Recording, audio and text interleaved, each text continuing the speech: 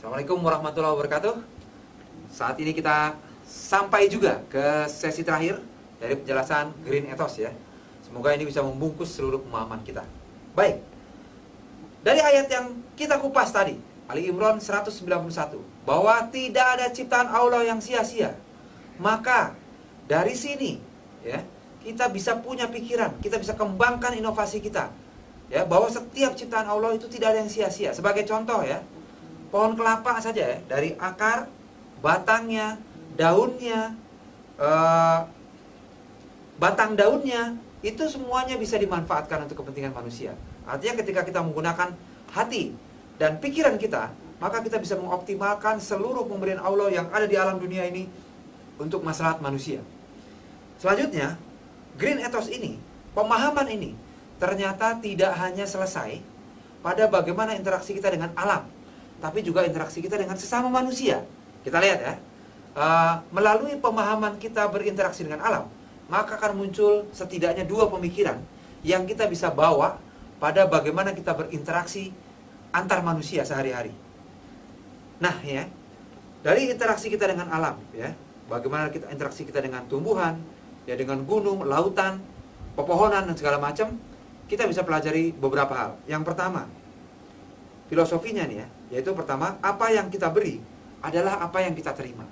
Ya, kalau kita memberikan ke alam ini hal-hal yang buruk, maka kita akan menerima dari alam ini hal-hal yang buruk.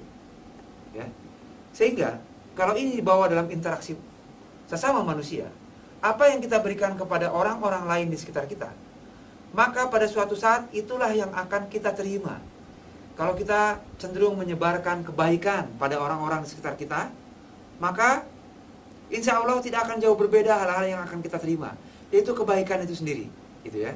Nah, itu yang pertama ya. Jadi orang yang sudah paham atau kita yang mulai belajar tentang Green Ethos, kita akan sangat paham. Jika kita ingin menerima hal-hal baik dari lingkungan sosial kita, maka lebih dululah kita memberikan hal-hal baik tersebut. Yang kedua, kalau kita di alam ini ingin misalnya panen jambu, ya, ingin misalnya panen buah-buahan lainnya seperti rambutan, ya, mangga dan lain-lain, maka kita harus menanam bibit yang sesuai. Ingin panen mangga, tanam bibit mangga. Ingin panen rambutan, tanam pohon rambutan. Maka filosofinya adalah apa yang kita tanam itu nantinya akan menjadi apa yang kita panen. Nah, jadi ketika dalam kehidupan ini misalnya kita ingin mencapai sebuah kesuksesan, maka yang kita tanam yang sejalan dengan itu, bukan yang lain-lain. Tentunya kebiasaan-kebiasaan baik, sifat yang rajin, kejujuran, integritas, dan lain-lain. Karena yang akan kita panen atau yang akan kita tuai nantinya tidak akan jauh-jauh dari apa yang kita tanam.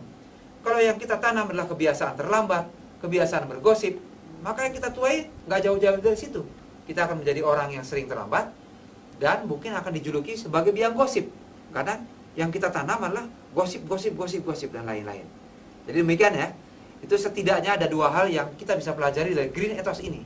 Dari pemahaman kita tentang interaksi dengan lingkungan ya, ke dalam bagaimana kita berinteraksi dengan manusia, sesama manusia, membangun hubungan yang baik. Yang pertama tadi, apa yang kita beri adalah apa yang kita terima, dan apa yang kita tanam adalah apa yang kita panen. Demikian kurang lebih seluruh penjelasan 4 sesi dari Green Ethos kita. Terima kasih atas perhatiannya. Semoga ada manfaatnya buat kita semua. Saya Heri Wibowo. Insya Allah akan kembali dalam sesi-sesi yang lainnya. Selamat sore. Assalamualaikum warahmatullahi wabarakatuh.